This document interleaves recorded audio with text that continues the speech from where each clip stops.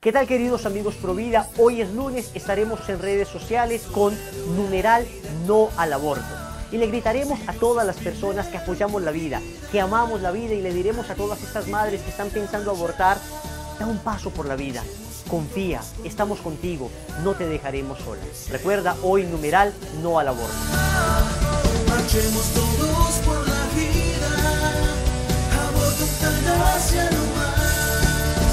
Muchas personas me escriben y me dicen: Wilson, ¿qué puedo hacer para defender la vida? Se indignan ante las leyes que los diferentes países aprueban a favor del aborto, en contra de la vida de los no nacidos. Como católicos estamos llamados a defender la vida desde la concepción hasta la muerte natural, pero muchas veces nos encontramos sin herramientas para hacerlo. Hoy tienes oportunidad de hacerlo de manera concreta, de manera contundente. Y lo puedes hacer desde tu casa. Estamos haciendo en este momento una marcha virtual por la vida. Desde el 30 de abril hasta el 5 de mayo estaremos inundando las redes sociales en nuestro país, Colombia, y Perú se está uniendo también a esta campaña para decirle a todo el mundo: señores, Colombia es provida. Apoyamos la vida desde la concepción hasta la muerte natural. Defendemos a los niños no nacidos. Queremos ser la voz de aquellos que no tienen voz. Queremos defender a los más vulnerables, a los más discriminados de todos, que son los niños por nacer, a los que ni siquiera se les ha dado oportunidad para defenderse ante el brutal asesinato que se va a cometer contra ellos. Por eso toda esta semana estaremos con diferentes etiquetas en las redes sociales, especialmente en Twitter, en Facebook, en Instagram, que son redes sociales mucho más masivas, para que inundemos de vida todas las redes sociales y seamos nosotros los defensores y la voz de aquellos que todavía no tienen voz. Marchemos todos por la vida, aborto, eutanasia no más. Buenas noches, les damos la bienvenida a esta transmisión en este programa. Digamos que iniciamos pues y nos encontramos aquí en la ciudad de Medellín. Mi nombre es Julián Hernández y hoy es lunes y transmitimos desde la ciudad de Medellín. Queremos, digamos, que invitarlos y darle bienvenida pues a esta transmisión, y damos inicio, digamos, que a una semana por la vida, ¿cierto? O una maratón por la vida que vamos a hacer aquí desde la ciudad de Medellín. Queremos invitarlos a que participen, a que se unan desde las redes sociales. Queremos darle la bienvenida a todos y saludarlos a todos los que se conectan en este momento por donde estamos transmitiendo, ¿cierto? Por las redes sociales, para que también nos envíen sus preguntas, para que también nos envíen sus comentarios. Queremos darle la bienvenida a todos los que nos ven de diferentes países, a todos los que van a ver este programa, los están viendo en este momento. Si de pronto estabas por allí en internet, estabas sin saber qué hacer, o en Facebook o en alguna parte viendo cosas en internet y te diste cuenta de este programa, de esta transmisión, te invitamos para que te quedes. Mi nombre es Julián Hernández y transmitimos desde la ciudad de Medellín. Este programa lo estamos haciendo como una especie de inicio de una semana que hemos dedicado para la vida, para temas de defensa de la vida o de promoción de la vida. En el día de hoy quiero presentarles también a mis acompañantes, a las personas que me acompañan en este momento. Quiero también, pues, digamos, dar la bienvenida a todos, y también quiero darles un espacio para que ellos se presenten. Digamos que este programa hace parte de una serie de programas que vamos a dar durante toda la semana. El lunes hablaremos de algo relacionado con la cultura de la vida y cultura de la muerte. Hablaremos un poco al final del tema de la eutanasia, os dedicaremos un poco al tema de la eutanasia. El miércoles hablaremos de otro tema y el viernes hablaremos de otro tema. El martes y el jueves también tendremos otros temas, ¿cierto? Entonces, desde ya les damos la bienvenida, les invitamos para que se conecten desde donde se encuentran y para que se queden escuchando todo aquello que tenemos para compartir hoy. Queremos que esta transmisión no sea solamente una transmisión como tal, no sea simplemente una transmisión, sino que llegue a muchos hogares, llegue a muchos corazones, llegue a muchas almas, llegue a muchas familias, llegue a muchos pacientes, llegue a muchas personas que de pronto se pueden estar en este momento en un dilema de vida, ¿cierto? Con respecto a lo que vamos a tratar. Que esto no sea simplemente una transmisión, queremos que esto sea de un fruto para las almas, de un fruto para las familias y de un fruto para la vida. Bueno, muchachos, bienvenidos. Les voy a dar entonces espacio para que ustedes se presenten, para que ustedes nos cuenten un poco de ustedes mismos y para que también, digamos, que me compartan un poco de lo que ustedes hacen, cómo es su nombre, cuánto llevan más o menos ejerciendo o cuál es su profesión, ¿cierto? Y para que también inviten a la gente. Adelante, muchachos. Bueno, un saludo muy especial para todas las personas que nos están viendo en el programa en este momento. Yo me presento, yo soy Alexandra Aristizábal Monsalve. Actualmente me desempeño como psicóloga en el área clínica, atiendo niños, adolescentes, adultos y adultos mayores. Y en la actualidad también estoy realizando la maestría en psicología con profundización en clínica. Y la verdad es que me encanta estar en este programa para poderles compartir también una serie de reflexiones en torno a mi campo, que yo sé que también nos va a dar muchas luces para reflexionar en esta semana tan importante que estamos viviendo. Así que les invito a que dispongan sus cuerpos, sus mentes y sus corazones para todo lo que vamos a ver. Bueno, Juli, muchas gracias también por hacerme partícipe de este programa. Yo soy Sergio Andrés Molina, soy médico. Llevo aproximadamente 4 años y medio de graduado de medicina general y estoy terminando en este momento especialización en anestesiología. Me desempeñé también trabajando como médico general y como docente en universidad y pues en este momento culminando este proceso orientado también hacia el dolor y los cuidados paliativos y todo lo que tiene que ver con el fin de la vida. Excelente.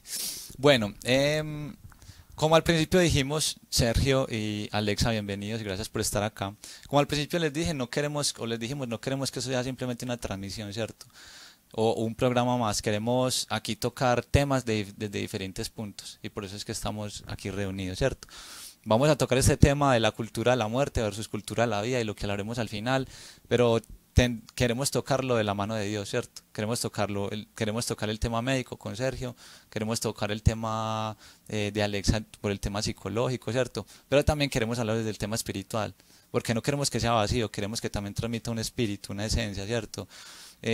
Como siempre lo hemos dicho, toda vida parte de Dios viene creada por Dios y es dada por Dios, ¿cierto? De hecho, uno podría decir que del ser humano de alguna u otra manera no es partícipe en la creación de su propia vida, es decir, yo recibí mi vida, pero yo no decidí cuándo tenerla, ¿cierto? En la voluntad del Señor o en su inmenso amor permitió que yo existiera. Digamos que de alguna u otra manera yo no participé en esa creación de esa vida, ¿cierto? El Señor me dio la existencia, Dios quiso que yo existiera entre tantos muchos que pudieron haber existido, ¿cierto? Y fue así. Digamos que de una u otra manera yo no participé en esa creación de mi propia vida hasta cierto momento en la concepción en sí, ¿cierto? Entonces no queremos evaluar este tema o lo que vamos a hablar solamente de un tema desde un punto de vista solamente. Digamos que queremos hablarlo desde el tema, como les dije, médico, también psicológico, pero también espiritual, ¿cierto? Dejarle claro a las personas que toda vida es dada por Dios, proviene de Dios y finalmente irá nuevamente a Dios, ¿cierto? ¿De qué vamos a comenzar hablando? Haciendo esa salvedad, ¿cierto? Es decir, queremos también defender la vida esta semana, pero de la mano de Dios, dándole una trascendencia espiritual y una trascendencia al ser humano, ¿cierto? Que finalmente, como todos sabemos, el ser humano no es solamente mente, psiquis, sino que también es una parte espiritual, lo que siempre hemos hablado, una unión biopsicoespiritual, ¿cierto? Y por eso digamos que cuando lo hablamos, tenemos que hablar de esos 3 puntos de vista, ¿cierto? Tenemos que hablar de una parte médica, pero también tenemos que hablar de una parte psicológica, pero también no nos podemos olvidar de que hay una parte espiritual y que el ser humano no es como un rompecabezas que yo puedo separar, ¿cierto? No es que yo pueda separar la parte médica por un lado, la parte psicológica por el otro y la parte espiritual por otro, no. El ser humano es una unidad, ¿cierto? Es uno solo, ¿cierto? Compuesto por esas 3 cosas y el ser humano es una cosa profunda y muy compleja. ¿Listo? Por eso digamos que se evalúa o tratamos de evaluarlo de estos 3 aspectos. ¿De qué vamos a comenzar hablando para establecer una base para hoy lunes y no solamente para el lunes sino para toda la semana? Queremos comenzar haciendo un paralelo entre lo que nosotros llamamos cultura de la muerte y cultura de la vida. Como ahorita hablábamos con Sergio, nosotros no queremos hacer esta semana digamos que una apología a la muerte, no.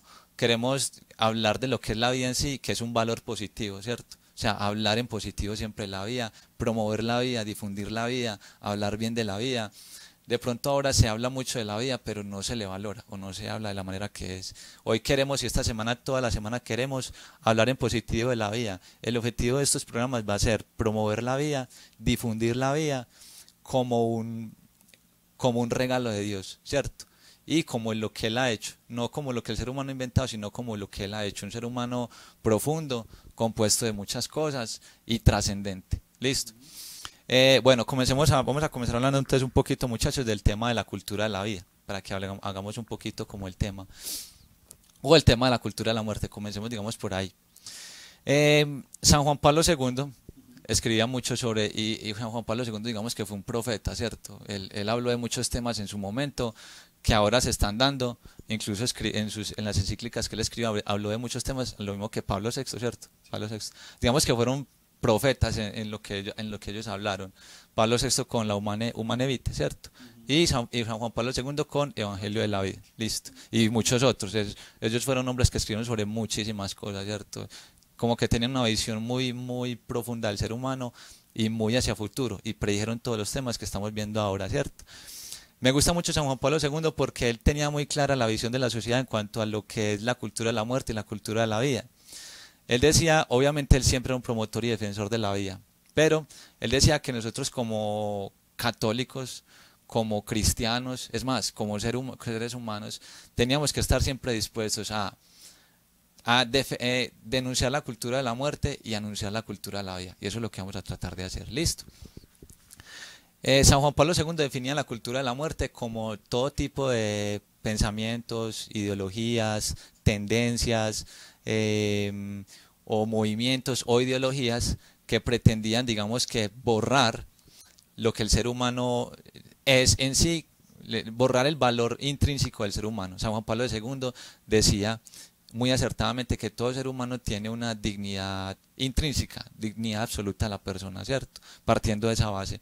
Todo ser humano tiene una dignidad absoluta intrínseca de la persona, es decir, el valor del ser humano no se mide ni por su condición económica, ¿cierto? Ni por su condición médica, ni por su condición psíquica, ¿cierto? Es más, ni por su condición de aprendizaje o de avance espiritual.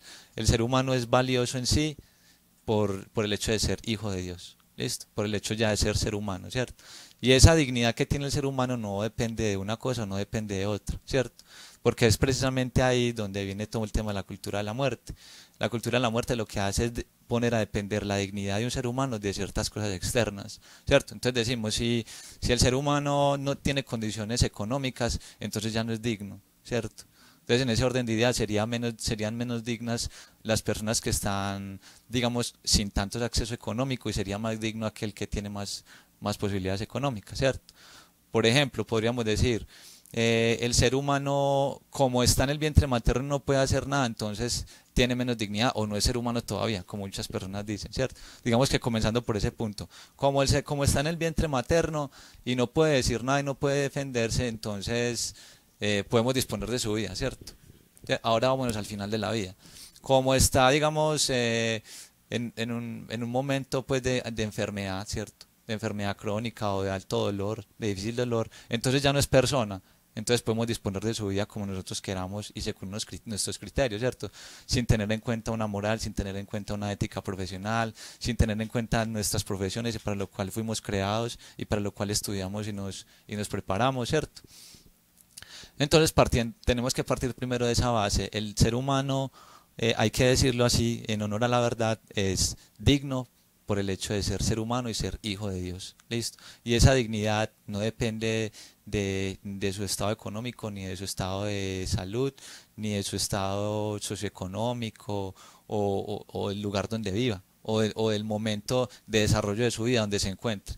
Es igual de digno el óvulo y el espermatozoide que se acaban de unir para formar una célula que luego seguirá desarrollando, y es igual de digno un anciano, ¿cierto? O un niño, o un joven, ¿cierto? O un bebé que se encuentran con una situación difícil de enfermedad o con un alto grado de dolor. Listo. También los invitamos desde ya, primero queremos como hacer esa base, y ya les voy a dar el paso a ustedes, muchachos, para que me complementen o para que, digamos, dejemos esos principios básicos y esa base bien establecida para esta semana. También los invitamos a todos los que nos ven, que nos envíen sus preguntas, que nos envíen sus inquietudes, que nos envíen sus casos, que nos envíen sus testimonios, ¿cierto? Hoy no solamente hablaremos del tema de la cultura de la muerte y de la cultura de la vida, sino que al final hablaremos un poco o dedicaremos un espacio para hablar de la eutanasia, ¿cierto? Que es un tema pues que está en este momento ya llegando a muchos países, ¿cierto? Y que está, digamos, ¿cómo decirlo? Como saliendo pues ya digamos ahora en Sudamérica, porque en Europa ya está muy avanzado, ¿cierto? Y en Estados Unidos, pero digamos que a Sudamérica está llegando pues muy fuerte, ¿cierto? Eutanasia para adultos y ahora la eutanasia para niños, listo. Como hemos visto y todos lo sabemos, la cultura de la muerte siempre funciona así. Una vez se abre la puerta para algo, lo que se viene detrás de esa puerta son muchas cosas, listo. Vamos en este momento a hacer un pequeño corte y ya volvemos con ustedes. ¿Qué tal, queridos amigos Provida? Hoy es lunes, estaremos en redes sociales con numeral no al aborto. Y le gritaremos a todas las personas que apoyamos la vida, que amamos la vida, y le diremos a todas estas madres que están pensando abortar: da un paso por la vida, confía, estamos contigo, no te dejaremos sola. Recuerda, hoy numeral no al aborto. Marchemos todos por la vida, aborto, eutanasia no más. Bueno, buenas noches. Estamos entonces de regreso aquí en este programa que iniciamos el lunes, en esta maratón por la vida, que estamos haciendo como preparación para la Marcha por la Vida, que se realizará el 5 de mayo a nivel nacional, Marcha Nacional por la Vida, ¿cierto? Digamos que hemos querido hacer esta semana una serie de programas que nos preparen, que disponga nuestro corazón, que disponga nuestra alma, que disponga nuestra mente y que nos prepare para vivir esta marcha por la vida, pero no solamente ese día, sino antes, toda esta semana y después. ¿Listo? Estamos con Sergio y con Alexa y mi nombre es Julián y hicimos ya una pequeña introducción en lo que es cultura de la muerte y cultura de la vida. Si cultura de la muerte es promover todo tipo de muerte del ser humano sin que a mí me importe la dignidad de esa persona, la cultura de la vida pues se hace referencia a todo lo que es la promoción de la vida, a cuidar el ser humano desde la concepción hasta la muerte natural en todas sus etapas de vida. Bueno, les quiero invitar a todos aquellos que nos ven a que nos manden sus preguntas, a que nos manden sus inquietudes, a que nos manden sus saludos, a que nos manden sus testimonios, que también nos van a ayudar mucho y van a complementar para las personas que les están escuchando o para las personas que van a ver esta transmisión en algún momento. Bueno, Alexa, ¿piensas que tenemos que agregar algo como a la base de cultura de la vida y cultura de la muerte desde el tipo desde tu punto de vista, lo que tengas pues en tu corazón? Y Sergio también, ¿piensan que hay algo que se nos falte que es importante para que la gente lo entienda, o creen que ya podemos dar paso, digamos, que al tema central para hablar? Bueno, Julio, o sea, complementando lo que tú decías ahora, yo creo que es muy importante, partiendo de la base de esa visión que nosotros tenemos del ser humano como una unidad biopsicoespiritual. Obviamente hay valores que trascienden más allá de lo que nosotros somos, ¿cierto? Y que ahí es donde radica también la dignidad que tenemos por el hecho de ser personas, y que ahí es donde precisamente la cultura de la muerte es la que está ocultando y opacando todo este tipo de valores que son intrínsecos a la persona humana. Pero ya obviamente en nuestro combate contra esa cultura de la muerte, desde las diferentes áreas de la educación, desde las diferentes áreas del conocimiento, es importante que nosotros también tengamos otro tipo de reflexiones, porque quizás muchas veces solamente podemos decir, sí, hablemos de aborto, hablemos de eutanasia, hablemos de métodos anticonceptivos, pero quizás muchas veces se nos olvida exaltar el valor de la vida, que es el derecho fundamental que tenemos, que es el don más grande que debemos apreciar y que debemos cuidar. Y si tenemos esta base, vamos a comprender verdaderamente que los otros monstruos con los cuales nos enfrentamos son simplemente unas ramas de aquello que estamos ocultando y de aquello que estamos denigrando. Entonces, a partir de eso es que podemos comprender todo lo que vamos a hablar en esta noche. Listo, perfecto. Y como conclusión de todo esto que hemos hecho, de la introducción sobre lo que es cultura de vida y cultura de la muerte, reconocer entonces que la vida tiene valor en sí misma y que no recibe el valor por las circunstancias que hayan alrededor, sino que precisamente se convierte en un don o en es absoluto, es decir, la vida tiene un valor absoluto en sí misma. Y ese valor no es dado por ninguna condición externa, ¿listo? Correcto. Como conclusión que podemos establecer y como base pues como para todo esto que vamos a hablar. Ahora sí, entrando en materia pues del tema, hoy vamos a hablar de la eutanasia en sí, ¿cierto? Del tema en sí. En esta semana vamos a hablar de muchas cosas. Hoy vamos a hablar de la eutanasia, el miércoles o mañana martes hablamos de otro tema, el miércoles hablaremos del aborto y la anticoncepción, el jueves hablaremos de otro tema y el viernes finalizaremos con otro tema que no se los decimos aún para que sea una sorpresa para ustedes y ustedes pues se conecten y nos vean, listo. Y para que muevan pues como las redes sociales y distribuyan mucho la transmisión. Bueno, Es imposible comenzar hablando de este tema sin mencionar uno de los casos más recientes que no es conocido solamente por nosotros, sino por el mundo entero, ¿cierto? Digamos que es sí o sí necesario hablar del tema, por lo menos hacer una pequeña reflexión, ¿cierto? Y es el tema del caso Alfie Evans. Antes de comenzar, y ahorita lo analizaremos o trataremos de analizarlo a la vista de lo que somos nosotros, listo, y de lo que la doctrina, de lo que el Señor nos ha enseñado, lo que nuestras profesiones nos han enseñado, listo. Pero es muy difícil comenzar a hablar de la eutanasia sin mencionar este caso, porque eso es algo que le ha dado la vuelta al mundo, ¿cierto? Alfie Evans, así como otros niños, Charlie Gard, Charlie Gard y otros más, porque ellos no son los únicos, ¿cierto? Son casos que le han dado la vuelta al mundo. Digamos porque en esos casos se ven esas dos condiciones, se ve muy fuerte el tema de la cultura de la muerte y también muy fuerte como la gente evidentemente promueve ese valor positivo que es la vida, ¿cierto? O sea, la gente no se queda callada. Si la gente ve esto, y yo en estos días veía la cantidad de correos que mandaba y la cantidad de oración que se hacía y todo el mundo prendiendo velas por la vida de este niño y de este bebé, porque era todavía pues digamos que un bebé de 23 meses de edad. La manera como cuando él murió elevaron estos globos pues allá como en sinónimo de que se había sucedido algo pues importante o que estaba marcando un caso o que el Señor quería mostrar algo en esto a la sociedad, ¿cierto? Alfie Evans fue un niño de más o menos alrededor de 23 meses de edad, como contando un poco, ¿cierto? Él se encontraba en una situación difícil de salud por una condición degenerativa que tenía pues en su cerebro, ¿cierto? Llegó a un estado en el cual digamos que fue llevado pues a este hospital. El hospital se llamaba Hospital Alderhay de Liverpool, esto es en Reino Unido, ¿cierto? En Inglaterra, ¿cierto? Fue internado pues en este hospital y llegó pues a esta condición en su cerebro, ¿cierto? Una condición cerebral que le impedía, digamos, que ejercer pues sus funciones normales para un niño de 23 meses de edad, ¿cierto? El tema tomó mucha revolución, ¿por qué? Porque cuando los papás dijeron o cuando otros hospitales fueron a ofrecerle más, el hospital Alderhay de Liverpool decía que ya no había nada para hacer por el niño, ¿cierto? Que estaba conectado a unos ayudas respiratorias. Obviamente se le estaba proporcionando pues el oxígeno e hidratación y ya vamos a hablar un poquito de qué significa eso. Estaba conectado pues digamos a esas ayudas ventilatorias, ¿cierto?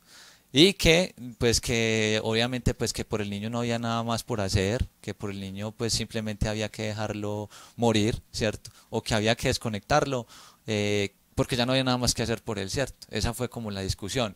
Obviamente los papás no estaban de acuerdo con eso, los papás querían luchar al todo por la vida de su hijo y hicieron hasta lo imposible, fueron hasta los más altos tribunales de Europa a luchar por la vida de su bebé, tratando de moverlo de ese hospital hacia otros hospitales como el hospital Bambino Gesù, que es un hospital apoyado pues por el Vaticano. Completamente pues pro vida, pero esa petición de sacar a Alfie Evans de ese hospital y llevarlo para que fuera sometido a otros tratamientos de esta condición que él tenía fue pues completamente negada por ese hospital y por los altos tribunales de Europa, ¿cierto? Casi que los papás perdieron pues como la potestad sobre el niño. Alexa y Sergio, quisiera que comentáramos un poco su opinión o su vista sobre esto que sucedió. Finalmente pues lo que sucedió fue que el niño fue desconectado. Los médicos esperaban que al desconectarlo hubiera solamente unas pequeñas horas, pero contra todo pronóstico el niño duró muchísimo, ¿cierto? Alrededor de 20, 22, 23 horas. El caso es que duró más de lo que los médicos esperaban, ¿cierto? Los médicos esperaban que al desconectarlo el niño inmediatamente dejara de respirar, pero lo que pasó con el niño fue que este niño siguió respirando por sí solo y se le siguió pues dando la hidratación, ¿cierto?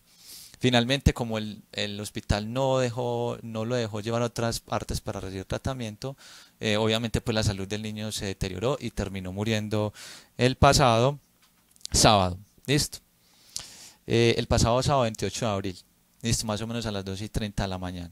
Sus padres obviamente emitieron un mensaje muy bonito diciendo: a nuestro bebé le crecieron sus alas esta noche a las 2:30 de la mañana. Estamos con el corazón roto, gracias a todos por el apoyo que nos extendieron. Muchachos. Bueno, Juli, yo creo que este caso de Alfie nos enseña algo al mundo entero, y es que es el triunfo de la vida sobre la muerte. a pesar de que se haya dado la condición de su muerte, creo que es el triunfo más grande del apoyo que se le puede dar como familia a una persona que se encuentra en un estado terminal y que verdaderamente es una situación límite, ¿cierto?, para el ser humano, que de hecho desde la parte psicológica se ve que hay 3 cosas que llegan de situación límite para una persona y es el miedo, la muerte y la enfermedad, y que son condiciones que verdaderamente nos confrontan con lo que nosotros somos como personas y que efectivamente en este caso de Alfie se ve que es necesario poder comprender el valor del dolor y del sufrimiento como ese valor subjetivo proveniente del dolor para ver que el amor y otros valores trascendentales le pueden dar la fuerza incluso hasta el último momento de nuestra vida. Perfecto. Muy bien, yo creo que ya Alexa dijo como algo suficiente y pienso que es el momento para hacer una precisión sobre diferentes términos importantes para que a todos nos quede claro realmente a qué se refiere con eutanasia, con distanasia, con encarnizamiento terapéutico, los cuidados de fin de vida, los cuidados paliativos, en fin. Entonces pienso que podríamos arrancar, ir haciendo esto y definiendo ya esto podemos ir ahondando en cada una de las particularidades que conciernen. Entonces, digamos este caso que le dio la vuelta al mundo nos da pie para decir, listo, pero entonces la eutanasia fue eutanasia o no fue eutanasia, desde la bioética cómo se evalúa esto, desde la moral también. Entonces, aquí valdría la pena como hacer la precisión desde la etimología y reconocer que eutanasia es aquel acto médico que pretende acabar o dar fin a la vida de una persona. Pero pues es muy curioso porque en su etimología viene del griego eu y thanatos, es una palabra compuesta, y eu significa bueno y thanatos significa muerte. De manera entonces que si nos vamos simplemente a la etimología, eutanasia significaría la buena muerte o el buen morir. Pero ahí nos damos cuenta que es un eufemismo que se utiliza pues precisamente para acabar la vida. Y ahorita en principio habíamos dicho que la vida es un valor absoluto que no le da, la categoría de la vida no la dan aquellas circunstancias que hayan alrededor, sino que tiene un valor intrínseco por sí mismo. Entonces ahí tendríamos como definición qué es la eutanasia, pero también hay otros términos que hay alrededor, que serían digamos la distanasia y la ortotanasia, que pocos los oímos escuchar y quizá poco están en nuestro gremio médico, quizá en boga sí la eutanasia, pero los otros 2 menos.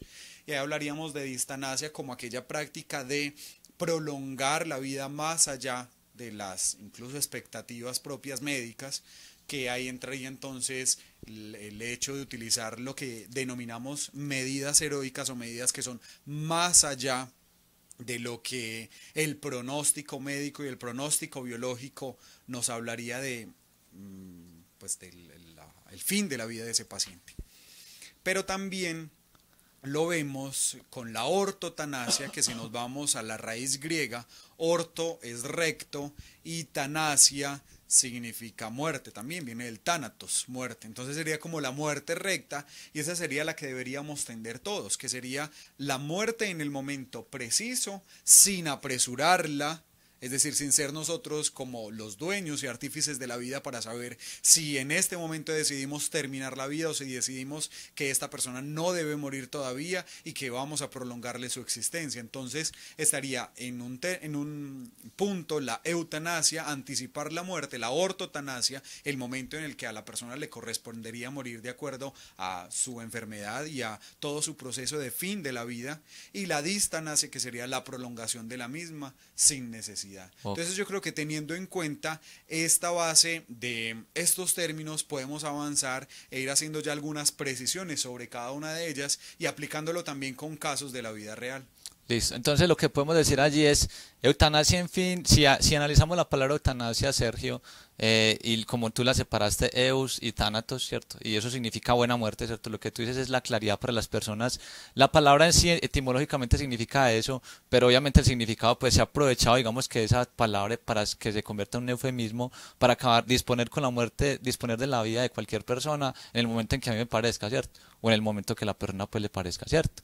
Y la posición pro vida es, digamos que la persona muera en su manera natural, ¿cierto? de la manera mejor ayudada posible, ¿cierto? Correcto. La posición pro vida es defender la vida desde la concepción, o sea, no acabar con la vida desde que es concebida hasta la muerte, como digamos, natural. Solamente que ahí viene entonces la medicina para ayudar a que esa muerte natural sea de la mejor manera posible, ¿cierto?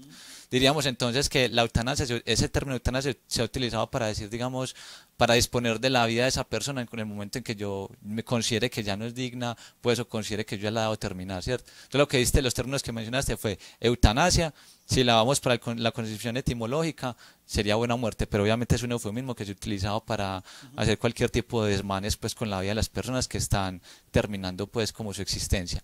La ortotanasia, que sería pues en sí lo que se quiere y es digamos que la utilización de la medicina, el acompañamiento psicológico para que la persona llegue a su fin o transcurra en su ley natural, en su forma natural hacia la muerte, ¿cierto? Recibiendo las mejores ayudas posibles. Y distanasia, que es ya irse al otro lado, ¿cierto? Que es emplear medios que tú decías excesivos o encarnizamiento terapéutico, que también lo llaman mucho, para prolongar, pues digamos que necesariamente la vida de la persona. Listo. Pero también tocaste un punto muy importante y es, y haciendo pues como esas, ya vimos pues como el tema médico. Ahora veamos un poquito como el tema del dolor y la muerte. Alexa, esta es una pregunta que se hace mucho, ¿cierto? ¿El dolor y la muerte hacen parte de la vida humana o son, digamos que un obstáculo? Porque muchas veces lo que hemos visto es que no entendemos mucho. El dolor es algo muy profundo para el ser humano, ¿cierto? En sí, diciéndolo así en honor a la verdad, es muy profundo, y la muerte sí que es más, ¿cierto? La muerte es un proceso difícil y duro para el ser humano y desconocido en sí, y por eso genera temor. Y el dolor es una cosa de la cual es un proceso que puede dar fruto a muchas cosas buenas y también es un proceso difícil para el ser humano. Alexa, ¿el dolor y la muerte son parte de la vida humana o son un obstáculo para la vida humana? Bueno, Juli, indudablemente hacen parte de la vida humana, ¿cierto? Incluso desde que nacemos, o sea, nuestra madre a través de que nos tuvo, a través de dolores, de parto, ¿cierto? Pero evidentemente ya a medida que nosotros vamos creciendo y vamos teniendo diversas experiencias, nos damos cuenta de que el dolor hace parte intrínseca de nuestra vida, es decir, es algo característico y que evidentemente huir de él es la peor solución que podemos tener, porque queramos o no, es una realidad. Ahora, ¿qué es lo que diferencia a una persona de otra? La manera en que aprende a afrontar y a asumir de manera positiva esas experiencias que le generan frustración, que le generan miedo, que le generan angustia. Bien sea la enfermedad, bien sea porque se me murió alguien, bien sea porque me dejó mi pareja, bien sea porque llegó algo que yo no esperaba en mi vida. Evidentemente, de la parte psicológica hablamos de algo que se llama la capacidad de resiliencia, es decir, la capacidad de yo afrontar positivamente situaciones adversas. Entonces, aquí hay que mirar algo, y es que el sufrimiento y el dolor no son obstáculo, antes por el contrario, hemos visto en la vida de muchas personas ejemplos, por ejemplo Andrea Bocelli, futbolistas que por ejemplo de esos de Chapecoense, ¿cierto? Personas que a través de esas experiencias fuertes y traumáticas han sacado también una posibilidad de crecimiento interior, y que eso es una actitud que debe brotar desde lo más íntimo del corazón, porque efectivamente el dolor también ayuda a la persona en esa maduración en todas las áreas de su vida, y que cuando lo afrontamos desde la manera positiva, desde una manera trascendente, es ahí donde nos vamos forjando como verdaderos seres humanos, mientras que huir a ese miedo, a esa angustia y a ese tipo de sentimientos que esto me genera es como un analgésico de cierta manera, pero que no cura del todo lo que yo tengo, pero que si lo miro desde otra perspectiva me va a ayudar también a ser humilde, ¿cierto? A comprender, a compadecerme frente al dolor de los otros, y que efectivamente estamos en una sociedad que lastimosamente, por ser hedonista, que busca simplemente el placer y que le huye tanto al dolor, efectivamente vemos que su escapatoria es rehusar todo lo que me genere sufrimiento, pero cuando nos encontramos con él nos damos cuenta de que aquellas personas que lo han sabido afrontar con madurez y con crecimiento, ellas son las que nos enseñan que vale la pena el sufrimiento, pero no sufrir por sufrir, porque estaríamos hablando de masoquismo, ¿cierto? Sino sufrir con una visión trascendente y resiliente, y que eso va a hacer que yo sea una persona auténtica y madura en todas las áreas de mi vida. Muy bien, entonces Alexa, lo que tú dices es el dolor es intrínseco del ser humano. Es decir, no le vamos a poder huir del dolor. O sea, vayámonos para donde nos vayamos. Nos podemos ir para el otro lado del mundo, a la China, a Europa, a otros países asiáticos. Nos podemos ir para otra religión, nos podemos ir para otras creencias y allá el dolor nos va a encontrar, ¿cierto? Correcto, Juli. Mira, Juan nos hace una pregunta a través de las redes y dice que la eutanasia se aplica en casos extremos, que qué de malo tiene acelerar lo inevitable. Ahí me parece que es muy importante hacer una precisión, que es muy frecuente encontrar algunos errores, pero es porque poco se ha conocido sobre los cuidados de fin de vida. Y los cuidados de fin de vida es reconocer en una persona que tiene una enfermedad, saber cuándo esa enfermedad es terminal o no, y además de eso, reconocer el pronóstico que tiene esa propia enfermedad. Así que, pues es un ámbito que realmente compete a la medicina, simplemente reconocer cada una de esas, y pues precisamente esa es nuestra área. Así que los casos extremos depende de que es un caso extremo. Así es, claro. Pero es importantísimo saber que cuando una persona tiene una enfermedad terminal, y las enfermedades terminales pueden ser oncológicas o no oncológicas, me refiero a oncológicas a todo lo que concierne a cáncer, y cáncer de cualquier parte del cuerpo, pero también las enfermedades no oncológicas, que son aquellas diferentes de cáncer, pero que son enfermedades terminales, tales como una enfermedad renal crónica, una falla cardíaca en estadio terminal o una enfermedad pulmonar en estadio terminal. También incluso aquí podrían incluirse aquellas enfermedades degenerativas que pueden llegar a estadio, pues sí, a estadio terminal, y ahí tenemos un caso famoso como el de la esclerosis lateral amiotrófica, que es el ELA, las personas que se van quedando paralizados todo su cuerpo y simplemente pueden parpadear. Y pues bueno, ahí tenemos muchos casos de enfermedades terminales, y de acuerdo a ellas, generalmente esas enfermedades terminales, la intervención que se debe hacer es desde el profesional que lo esté tratando, llámese médico internista, cardiólogo, neumólogo, oncólogo, cualquiera que sea su especialidad, que esté haciendo el tratamiento, si es que lo tiene, o cuando se ha determinado, que a veces lamentablemente es una expresión que es muy cruda y de pronto como médicos pecamos en eso, y es decir, no hay nada más para hacer. Exacto. Y probablemente no es que no haya nada, o sea, no hay nada más para hacer, váyase para su casa y punto. O sea, renunciamos a lo que podríamos hacer. Exacto, no es que no se pueda. Ahí entraría el decir, médicamente no hay una terapia curativa. Es decir, su enfermedad ya está en un estadio avanzado del que hay un punto de no retorno. Es decir, no la vamos a curar, no hay hasta este momento una estrategia terapéutica para ella.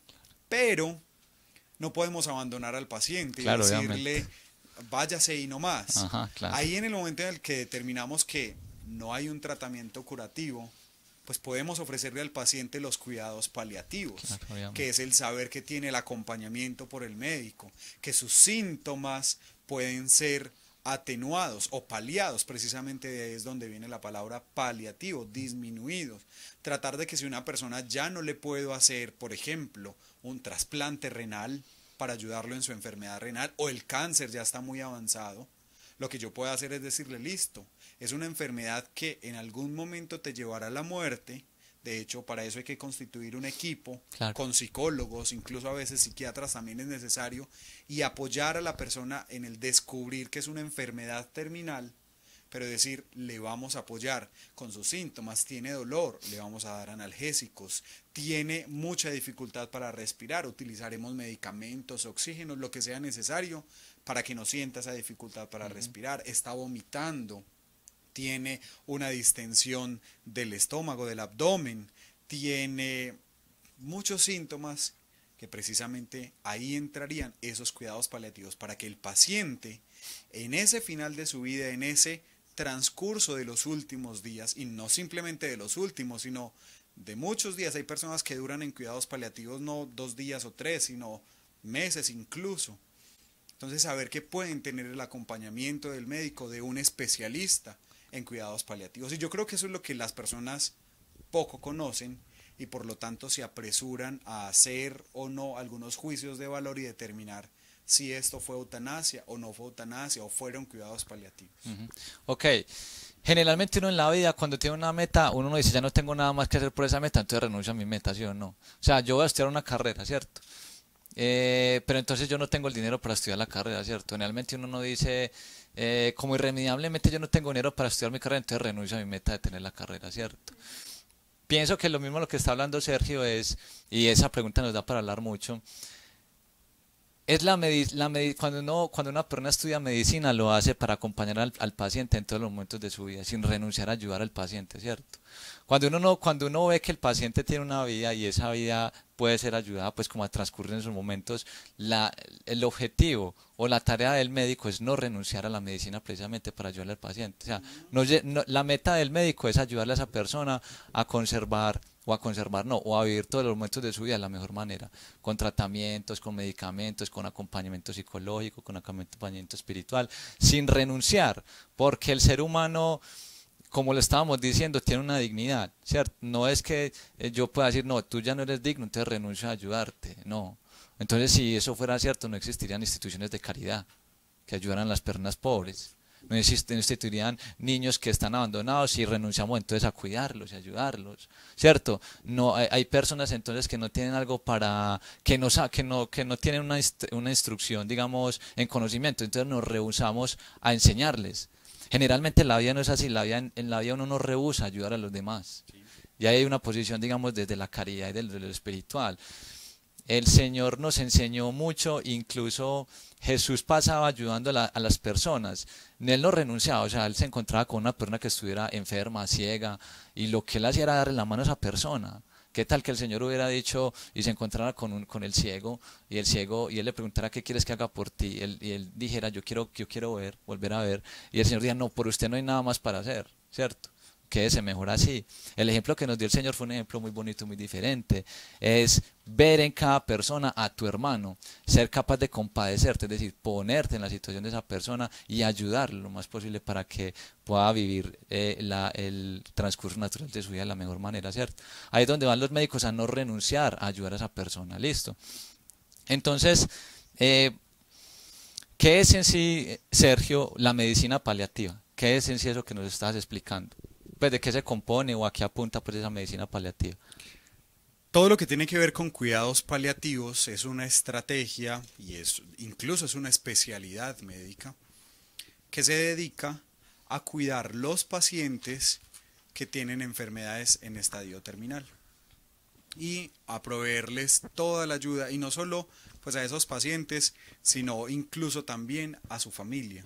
De hecho, hay equipos de cuidados paliativos que están compuestos no solo por médicos. De hecho, la especialidad en cuidados paliativos no es simplemente para médicos, sino que es también para psicólogos, para trabajadores sociales, para enfermeros, porque precisamente es un equipo completo que lo que pretende es ayudar a la familia, pues al paciente como centro del cuidado, pero también a la familia alrededor a afrontar esos momentos difíciles. Claro. Entonces, el médico paliativista probablemente estará muy orientado en el paciente, pero el equipo alrededor, los psicólogos, trabajadores sociales, estarán apoyando a la familia en esos momentos tan dolorosos que hacen parte de la vida del ser humano, pero que nosotros no estamos preparados para eso. Entonces es un equipo de profesionales que ayudan a poner como los puntos sobre las íes en esos momentos dolorosos. Ok.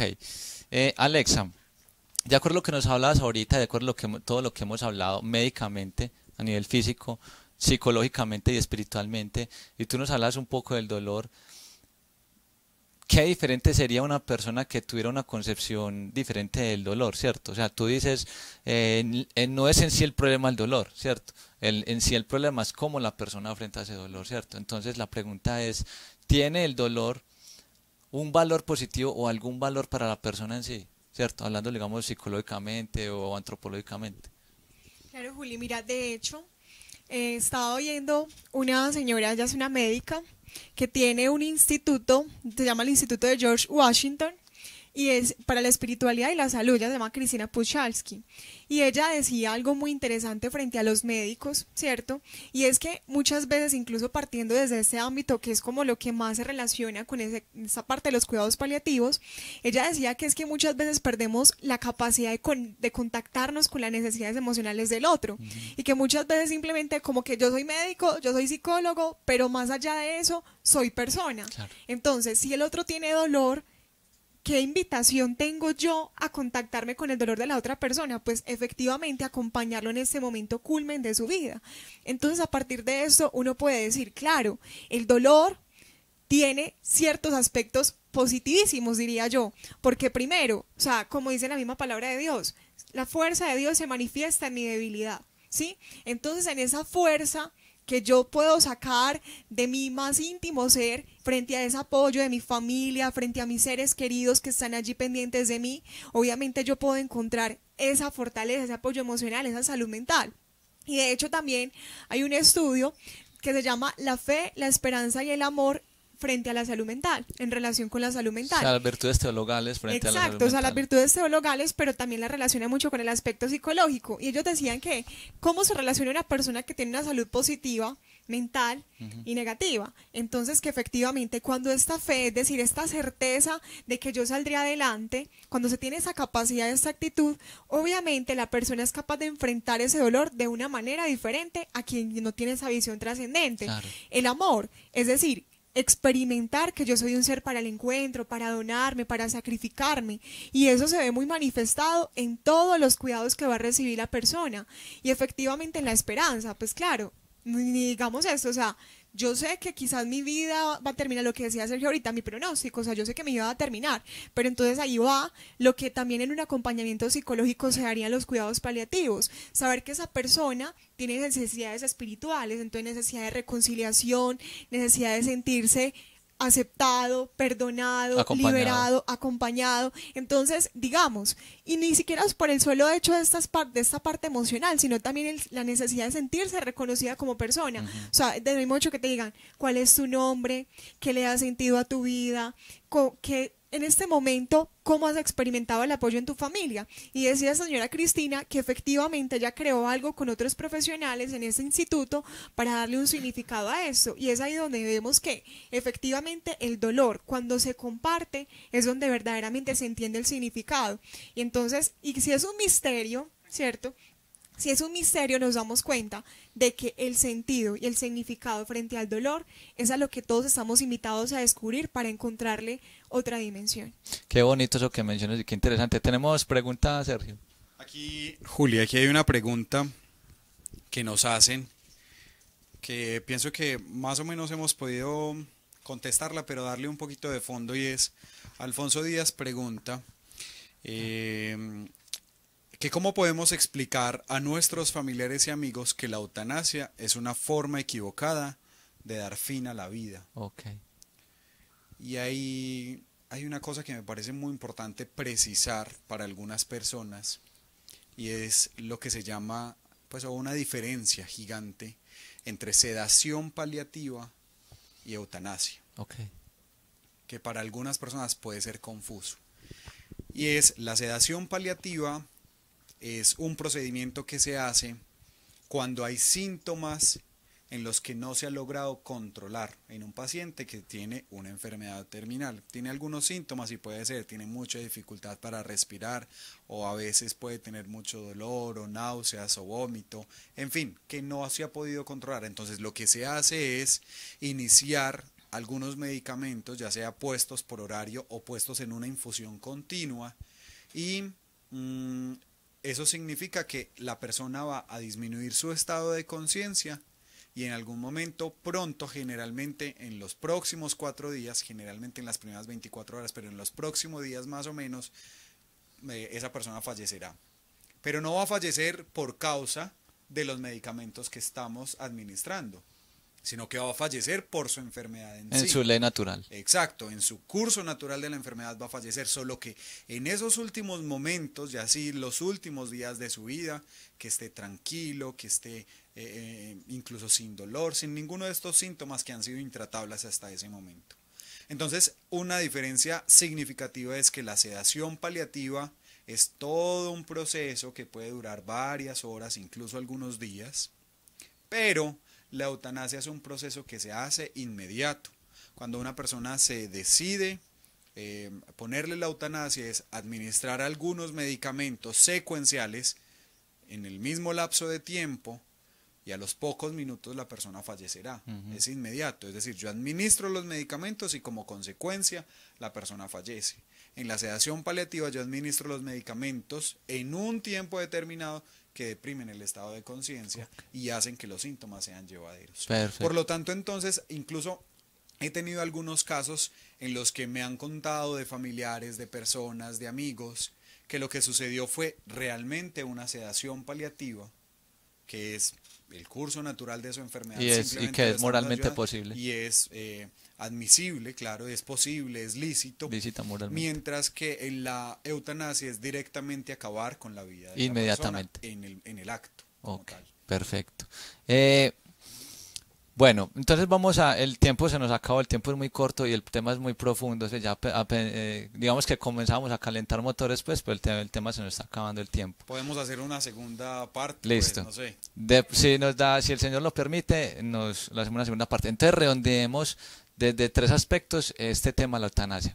Lo primero, desde la medicina, una persona podría decir, como nos preguntaban ahorita, ¿qué sentido tiene hacer esto si ya no hay nada más para hacer, ¿cierto? Pero si hay más para hacer, ese es el problema, que si hay más para hacer y no sabemos. Entonces, Sergio, desde la medicina, ¿hay para hacer por una persona que sufre y tiene dolor, sí o no? ¿De acuerdo a lo que nos Sí, habla? absolutamente Perfectamente. sí. Y para eso están los cuidados paliativos. Alexa, desde la psicología, la antropología o el tratamiento pues, psicológico a nivel mental, en ese componente mental de la persona, ¿hay cosas para hacer? ¿Hay ayudas, hay acompañamiento para su familia, para la persona que está bajo el dolor, bajo una enfermedad difícil? Totalmente, Juli, porque quien aprende a sufrir, aprende a madurar. Ok, perfecto. Y también, desde lo espiritual, hay mucho por hacer por esa persona. Porque qué diferente es la muerte de la persona que cree y tiene una visión trascendente de su vida a la persona que no tiene una visión trascendente de su vida. Qué diferente es la muerte de una persona que cree que Jesús murió en la cruz, no para darle un porqué a ese dolor, ¿cierto? Sino más para darle más bien un para qué. Es decir, el Señor en la cruz no responde a la pregunta de por qué sufrimos, sino más bien le da un sentido diferente a ese dolor, ¿cierto? Y ahí es donde el ser humano conoce por qué el dolor es redentor. ¿Qué significa que nuestro Señor Jesucristo murió en la cruz y ese dolor qué significa? Porque cuando yo muero o yo estoy sufriendo, yo me convierto en otro Cristo más para la vida, ¿cierto? Para el mundo, para las almas, ya hablando en el tema espiritual. En el tema espiritual hay mucho para hacer por un ser humano que sufre y que está en un momento difícil de salud. Es mostrarle una visión trascendente de su vida, mostrarle lo que Jesús hizo por él, mostrarle el valor del dolor, que en Jesús el dolor toma un sentido diferente, ¿cierto? Que puede que no le dé un porqué, una raíz, pero el Señor le dará un sentido diferente y seguramente le dará un para qué. Y hemos visto cantidad de casos en los cuales la persona, el integrante de una familia sufre tremendamente y lo que hace ese dolor es unir y reconciliar a toda esa familia e inclusive acercar a esa familia al Señor, a Dios, a la fe, a una visión trascendente del ser humano. Porque como siempre lo hemos visto, es imposible que seamos seres, la visión de la muerte del que no cree es, terminé, morí y no pasó nada más. Mientras que la visión de quien cree en nuestro Señor Jesús, quien cree en el Señor, quien lleva y afronta su vida de la mano del Señor, cree que como Él lo dice, nadie me quita la vida sino que yo la doy, ¿cierto? Y yo soy el camino, la verdad y la vida. Entonces, bueno, ha sido todo por esta noche. Espero que se hayan sentido cómodos y el tiempo se va muy rápido, pues el tema es muy profundo y salen muchas cosas para hablar. Les agradecemos a todas las personas que nos acompañaron.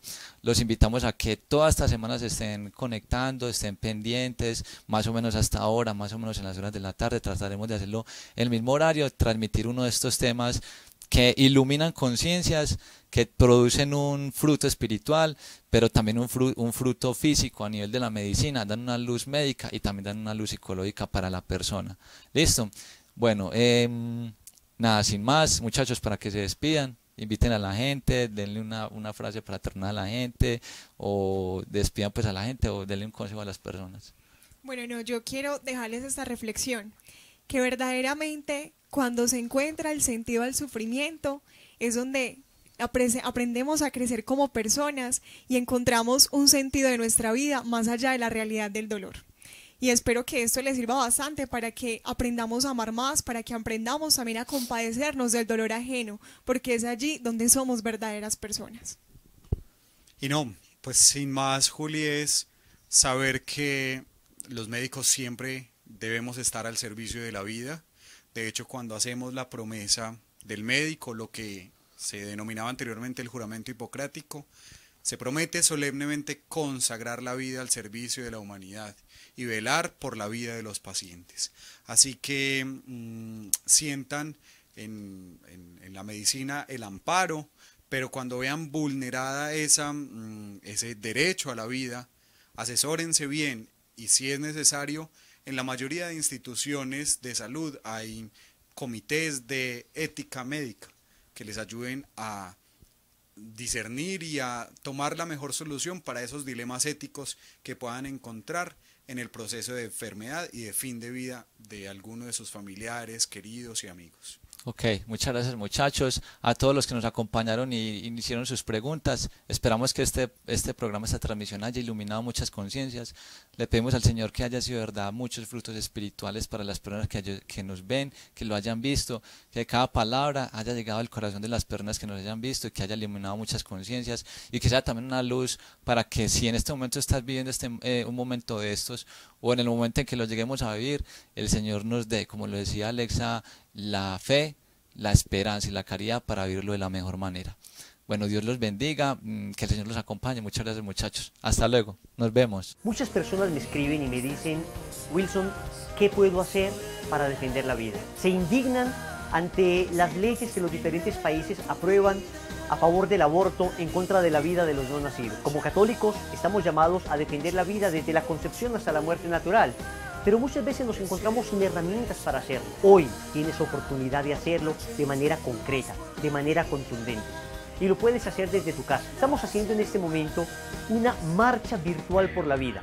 Desde el 30 de abril hasta el 5 de mayo estaremos inundando las redes sociales en nuestro país, Colombia, y Perú se está uniendo también a esta campaña para decirle a todo el mundo, señores, Colombia es provida. Apoyamos la vida desde la concepción hasta la muerte natural. Defendemos a los niños no nacidos. Queremos ser la voz de aquellos que no tienen voz. Queremos defender a los más vulnerables, a los más discriminados de todos, que son los niños por nacer, a los que ni siquiera se les ha dado oportunidad para defenderse ante el brutal asesinato que se va a cometer contra ellos. Por eso toda esta semana estaremos con diferentes etiquetas en las redes sociales, especialmente en Twitter, en Facebook, en Instagram, que son redes sociales mucho más masivas, para que inundemos de vida todas las redes sociales y seamos nosotros los defensores y la voz de aquellos que todavía no tienen voz. Marchemos todos por la vida.